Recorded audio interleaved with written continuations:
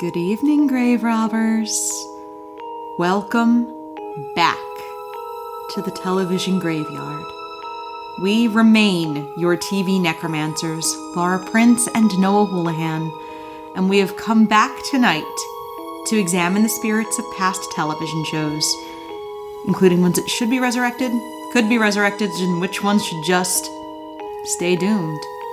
This is a podcast in which we will analyze the history, the hype, and the aftermath of shows that ran only one season or only one episode.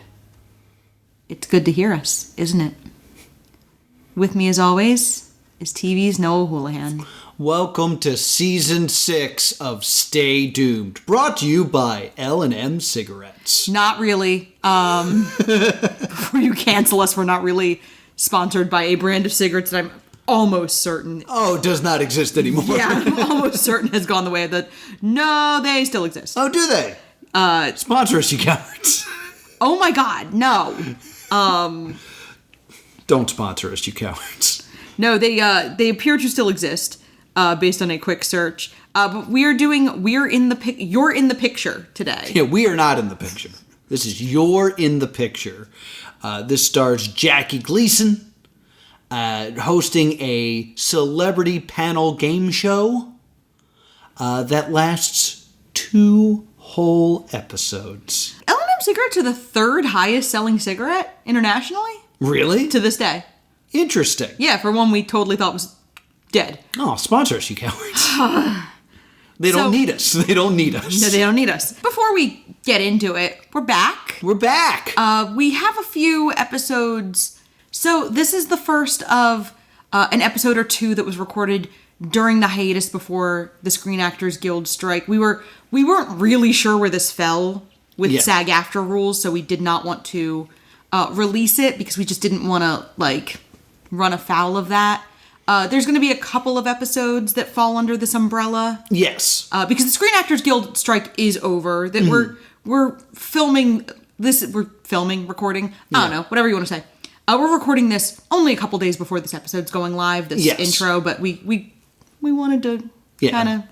So just so you guys know, we wanted to come back aware of the current situation. Yeah. Like the intro, I would have felt like the intro was very weird if it was clearly and we still stand in solidarity with SAG-AFTRA. Yeah, past Noah and Laura don't know what's going on today. So we wanted to record a new intro. Yeah, so I wanted to... Let's take you now to past Noah and Laura.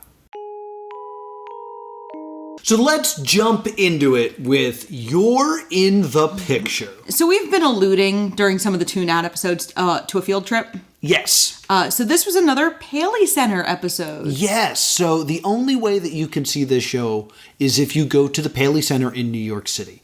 This is not available on YouTube, and I'm saying that now into a microphone, knowing that the last time I said this, it was about Turn On, which then appeared on YouTube. So who knows what this will stir up in the world.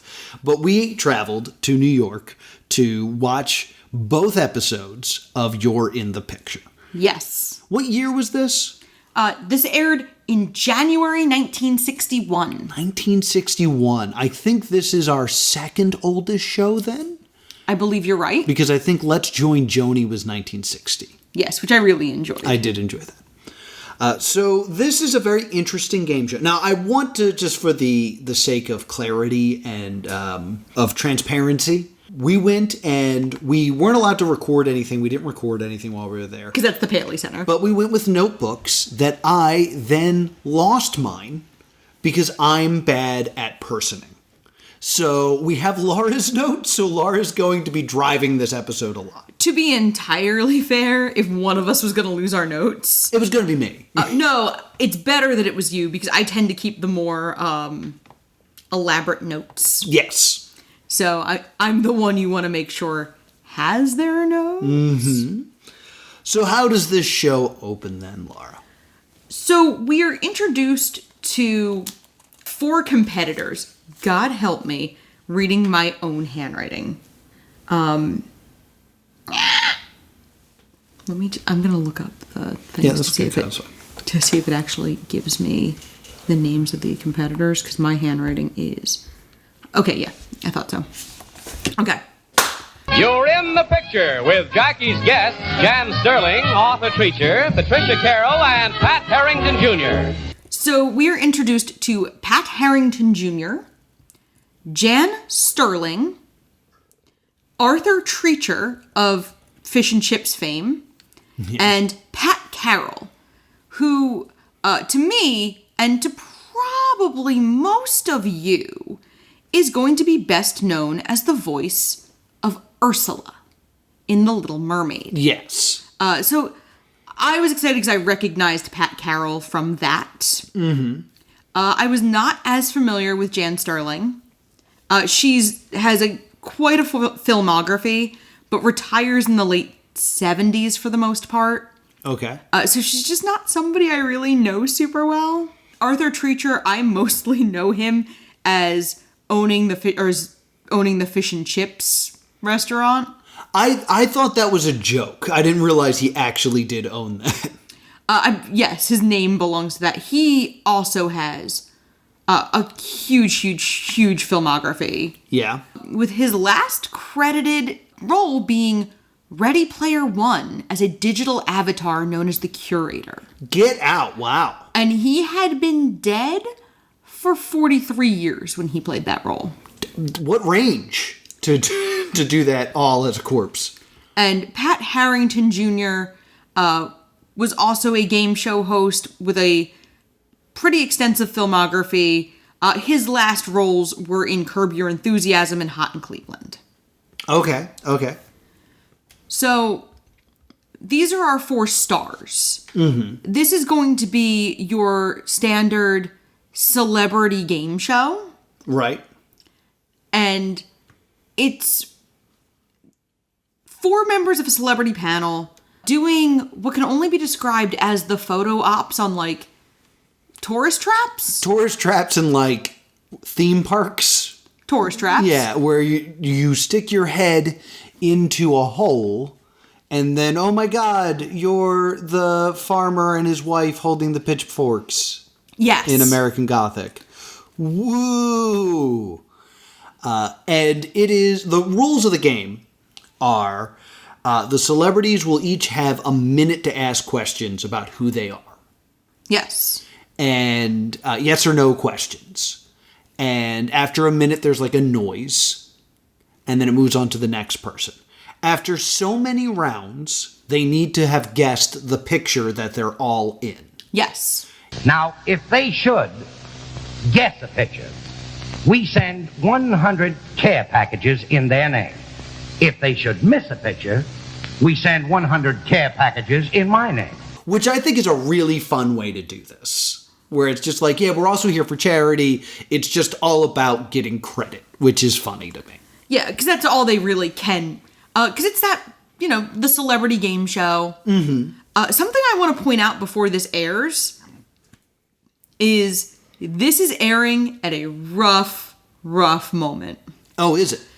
This is airing against the inauguration of JFK.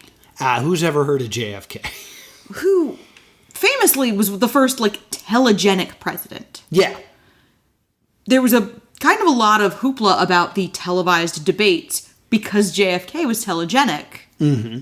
And Nixon was not. Nixon, I believe, also, refused makeup. Yes, which was a mistake. Yeah, I would say so. And so, there is coverage of the inauguration running into the evenings. I believe they usually do televise some of the inaugural ball. Mm-hmm. And so you're running this celebrity game show against the beautiful new president and his beautiful wife ushering in a new age for the U.S. And you're running, hey, let's go to the local low-rent theme park and stick our heads and stuff and guess. Yeah. So, I want to set that up. The first one is bad. The first one, I believe, is John Smith being saved by Pocahontas. Yes. And they stick their heads in the hole. There is kind of a laugh of look what they are. They're Pocahontas and John Smith and okay. And then that kind of gets a laugh. And then the novelty of it immediately wears off. To the point where at one point they mention the inauguration. Did they actually mention? I don't remember that. Yeah, because they are filming this live. Right. And they mention the inauguration, and you're just like, oh no. Like, it would be like if you made it a point to mention that the Super Bowl was on. Yeah. While you were doing something else. Yeah, so they then play this game, which, in truth, all this is headbands. It's essentially like, if you've seen Muppet Christmas Carol, and if you're listening to this, you have. Yeah. It's yes or no. Yeah. It's the game they're playing with Scrooge. Yeah, but except it's slightly funny because, oh my god, a man's head is on, Pocahontas' body. The one thing I will give this show props for is they do not automatically put they actually make it a point, seemingly, not to put the women in the sexualized. Yeah, because it's funnier that way. Yeah. And, Jackie Gleason, who I love, he's doing the best with this. Yes, he's answering in yes or no ways, but he's also being snarky, and he's sitting there smoking a cigarette the whole time. Does this outfit indicate my trade? Well, if you were in the business of hair cutting, I guess it would, yes. He sure is. Gentle watcher, or gentle listener, cigarettes were prevalent. And in the second episode... Mm-hmm, especially. He's literally never not holding a cigarette. Well, the first episode is heavily sponsored by Kellogg's? Yeah. Yes. So it's very interesting to remember at this time when when a company was sponsoring a TV show, it wasn't just what happened during the ad breaks. The host would take time to say, today's episode is made possible by Kellogg's. When I wake up in the morning, nothing makes me happier than lighting a cigarette, having a big stack of coffee, and pouring myself a bowl of Kellogg's cornflakes.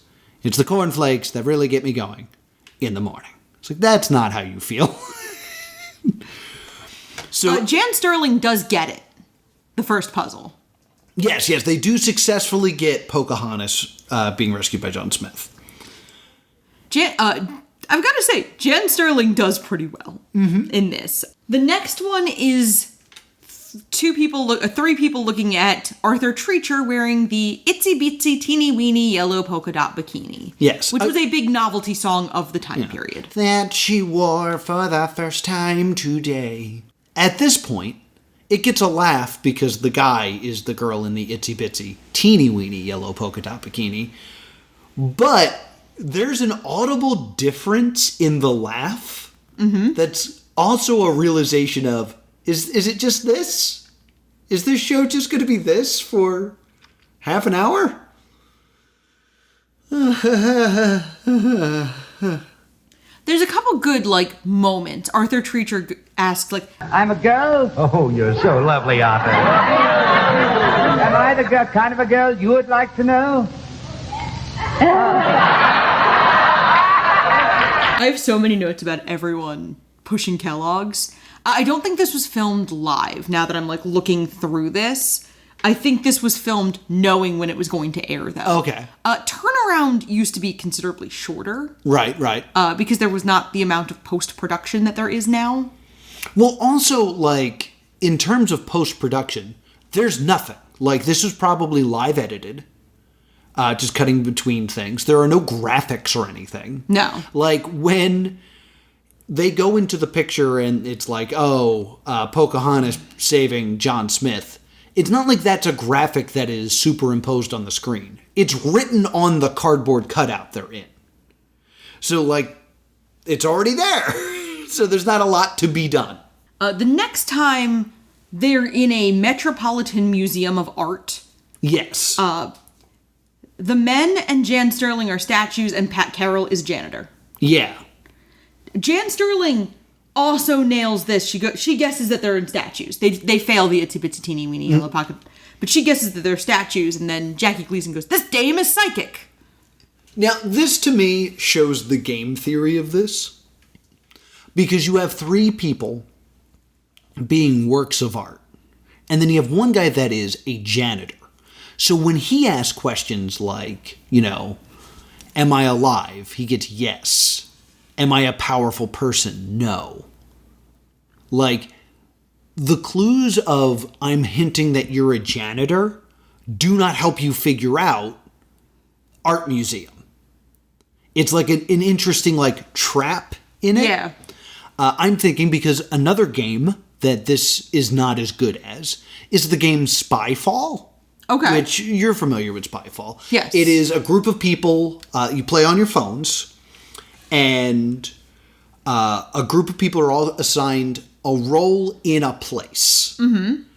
But one person is the spy and doesn't know where they are. Yes. If you can figure out who the spy is, everybody wins. But if the spy can find out the location that they're in, because they don't know that, they're just trying to blend in, the spy wins. And when you get a location like a subway train, you have roles like passenger, conductor, and street performer. Yeah. That give all very different answers to why are you there? Just to make some money, bro. Yeah, so it causes confusion for the spy. I see kind of weaved into this smart ideas of gameplay. But the game just isn't this funny. It's not that great to watch. It's probably fun to play, but... Because I found some stuff on this. Mm-hmm. Pat Carroll did an interview where she talks about being in this. And they had rehearsals. Mm-hmm. And apparently Johnny Carson was supposed to be on this. Oh, that would have been great. Yeah, he took a look around and peaced out. Oh, boy. Pat Carroll is quoted as saying, "I thought it was a very strange show, but I thought, they know what they're doing. Jackie Gleason has always known what he's doing." Yeah, this is the thing I really want to try to get across to our listeners. This show is god-awful. It's really dumb, and, the people on there are doing their best with what it is.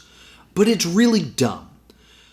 Jackie Gleason is one of the biggest celebrities on the planet at the time. Who would you compare Jackie Gleason to today?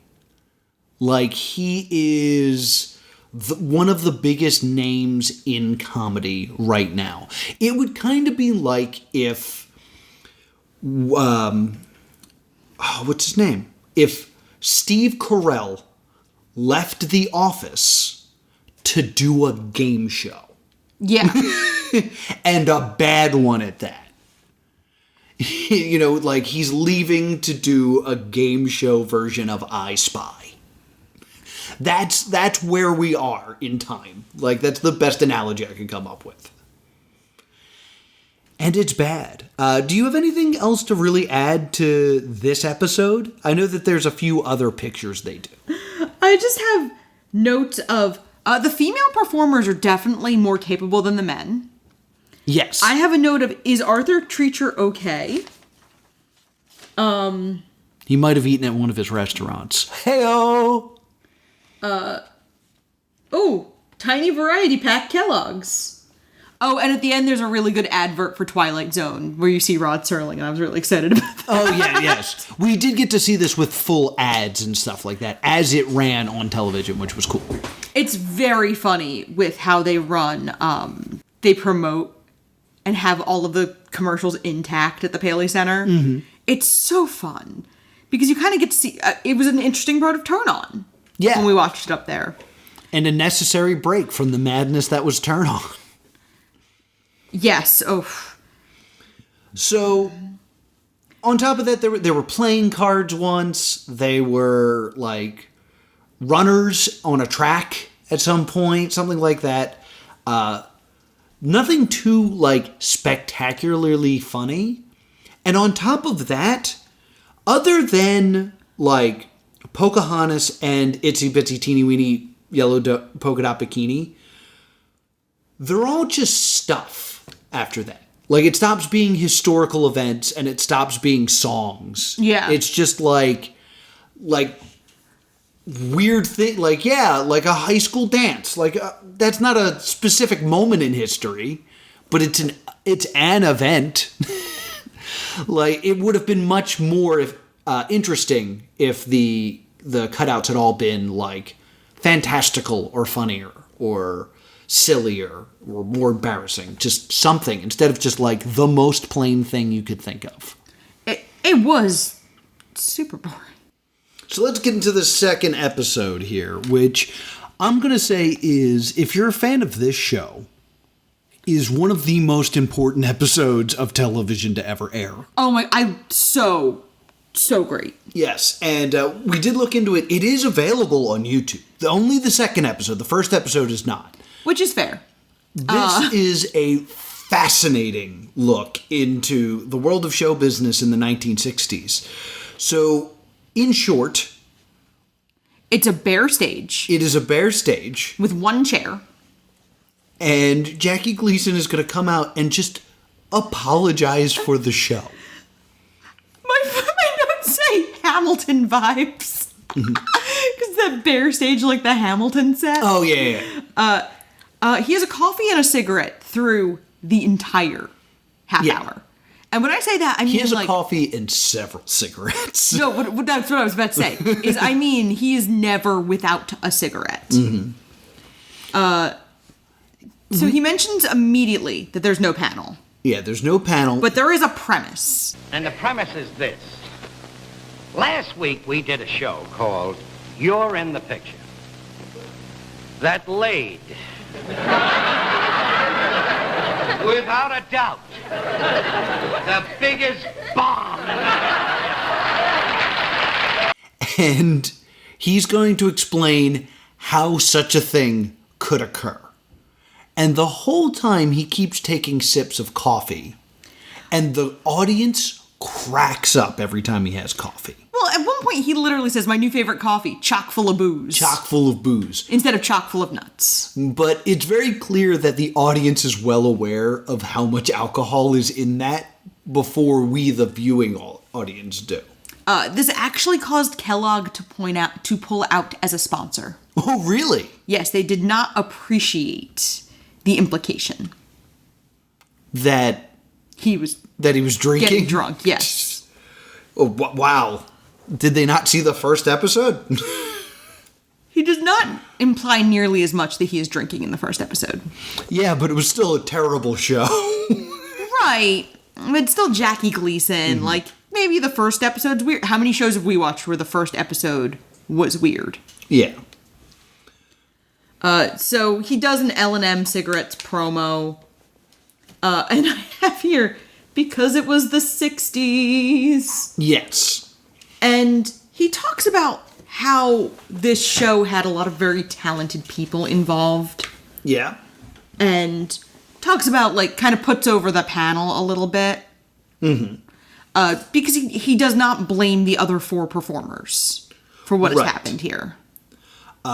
He also mentions that he could have not done this. Now, I didn't have to be here. I could have been somewhere having a nice cruise on a Portuguese ship or something. That's alluding to an incident. Yes, because Noah did some research. Noah did some research. And on January 22nd, 1961... The day after the first episode aired. The Santa Maria was hijacked. Yes. So it was a Portuguese ship that was making news because it got taken over. And someone would have looked at Jackie Gleason and said, look at me, I'm the captain now.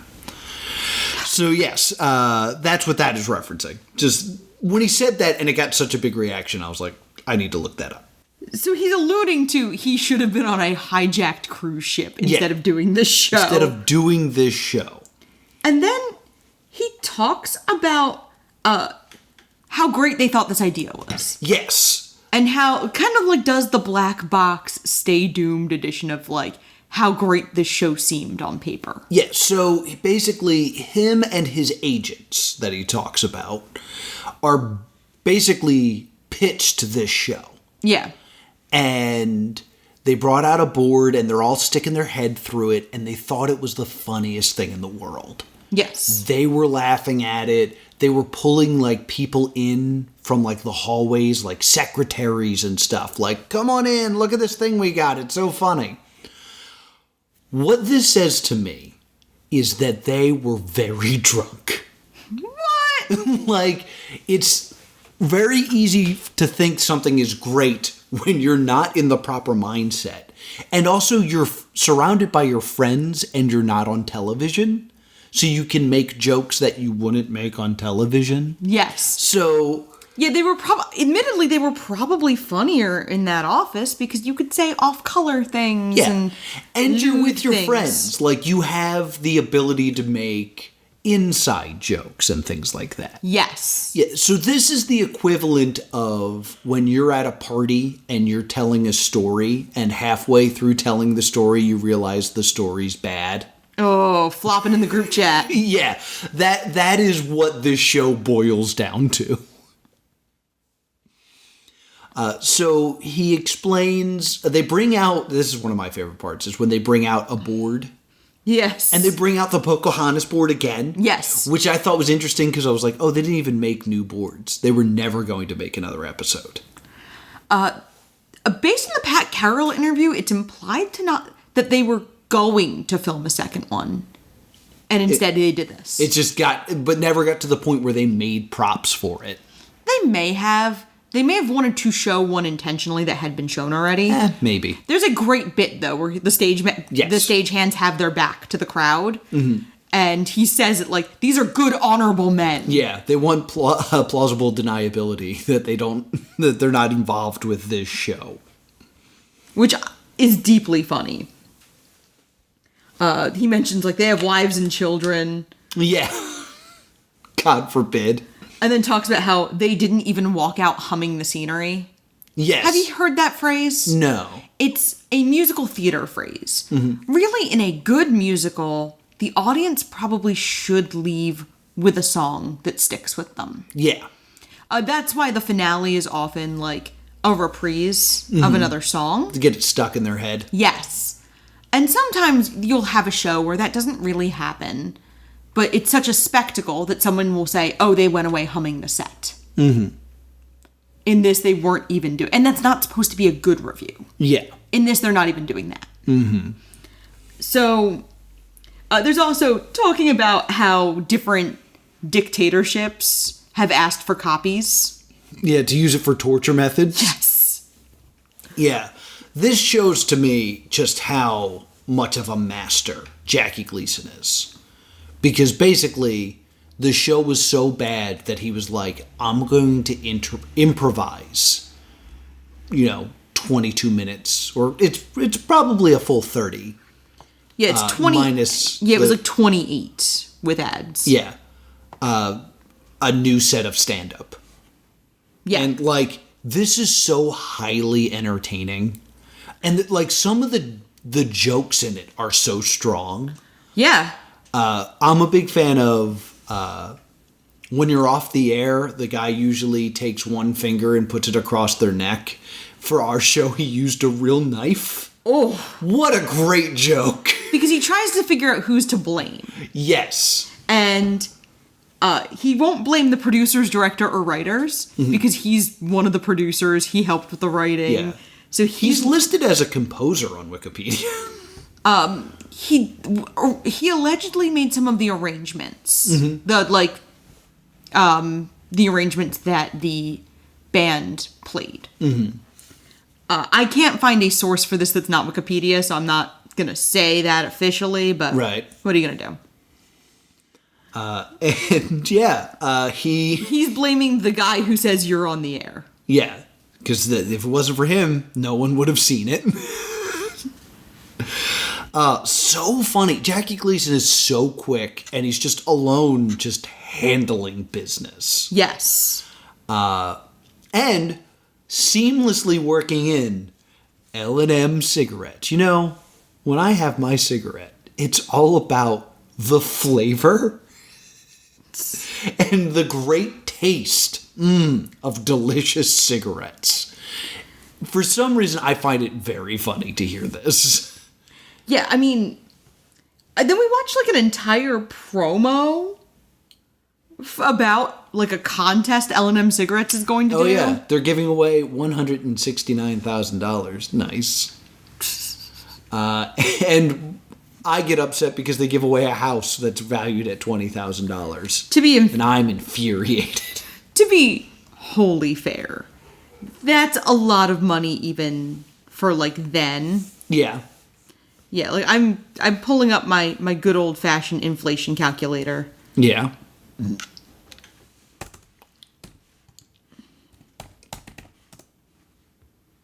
That's a 200. Oh. yeah. Go ahead, tell me that information you just researched. In today's dollars, a $20,000 vacation home should cost $205,000. Yeah. Okay, yeah, you win this one. Yeah, exactly.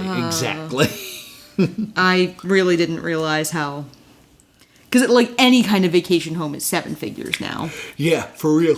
But so the show continues on. Is there anything? I'm trying to think if there's any other like major moments that he brought up before he's just like, "We'll be back next week with there's something." Lots. He talks about how he talks a lot actually. There's a lot still here. He talks about how after the show, no one really praises him. So I walked up to one of the stagehands and I said, well, Charlie, how'd you like the show? He said, boy, you look thin on a monitor. This is it, folks, when they say that. Another guy said to me, he said, you know, the curtain didn't stick once like it did this afternoon. Oh, yes, all the compliments he gets are things like the commercials were great. We ended right on time. Yeah, like, the one person said the commercials weren't long enough. Yeah. So he talks about how he's pretty much, my notes say, damned with faint praise. Yes. And then he starts telling, he talks about how there was a sponsor who was really interested. Brand X. Yes, I didn't get that joke. Well, in commercials of the time period, they were always comparing whatever they were selling to Brand X. Oh, okay. So Brand X implying to be the inferior product to whatever was being hawked. Okay, that's funny. Then they all go to the bar and they drink and don't eat. I got a double roasted scotch. And my friend got a boiled vodka. So yeah, they knew that they had laid an egg quickly by the end of the show. And Gleason went to his hotel room and... Oh, he has a great line here. It's a restaurant you'd eat at, but we didn't. Yeah. And talks about how the hotel had nets under Gleason's windows. Yeah. And then he talks about his like a flop. He was his first flop. Yes. And he talks about being at this, this very prestigious club. Jack Warner from Warner Brothers Pictures sees promising Gleason and offers him $85 a week. And he comes with what money he has. He has some pocket money to get him there. Mm-hmm.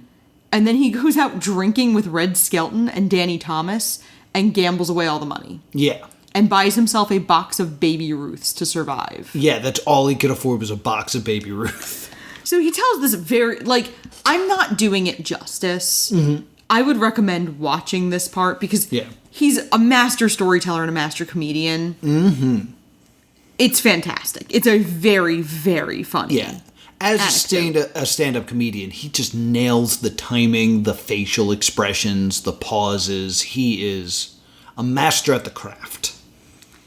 And that's really the end. At one point, he asks for more coffee. And the audience kind of giggles because they know what coffee means. Mm-hmm. And he does end the show by saying, "We will be back next week with something. It won't be this, but something." It does turn out to be the Jackie Gleason show Yeah. that he returns with, because that's how he fulfills his contract. Yes. So it's interesting in that, like, they're not going to cancel the show Yeah. because they have Jackie Gleason. They're like, you need to do something and it needs to be better than what you just did. Which is not hard. Yeah, which is not hard, but also, like, you still have to come up with what the thing is. So, yeah, he figures it out. He does the show, and then the show does end up being something that he does. Yeah. For quite a while. Yeah, it turns out that's what he's good at, is talking to celebrities and not weird game shows. So, yeah, that is You're in the Picture. So, I guess it's verdict time already? Yeah. So, I'm going to go out. This is going to be controversial. This is Stay Doomed. Yes, it is considered to be one of the biggest TV mistakes of all time. Yeah, it's bad. It's not like... When you provide a game show, it should be a thing that you can't do yourself. And, like, it's literally headbands. Yes. And I think they do play headbands on TV right now. I think it's part of, like, Ellen's House of Games. Which but is it's less not good Richard Osmond's House of Games. But the important thing is, it's not the only game. Yes. The fact that every round is identical really hurts this show. Like, the idea of doing this as a segment of a bigger show isn't the worst idea. But to do it again and again and again and again, like, it's just not there. Your thoughts?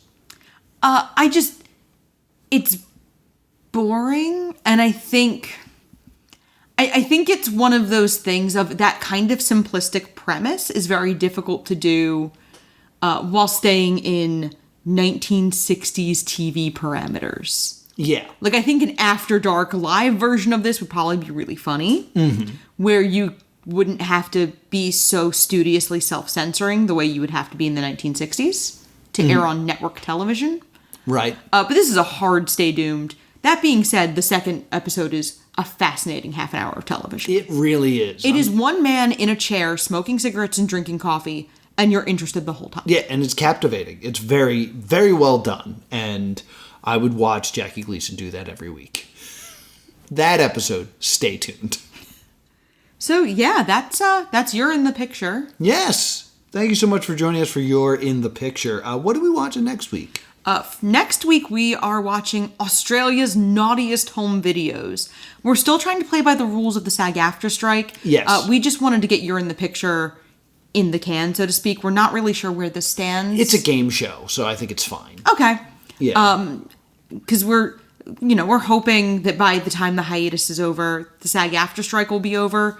But we didn't really want to bet on it. Yeah. Because I'm seeing things that say it could be into the new year. Yeah, which fine. So we're heading down under.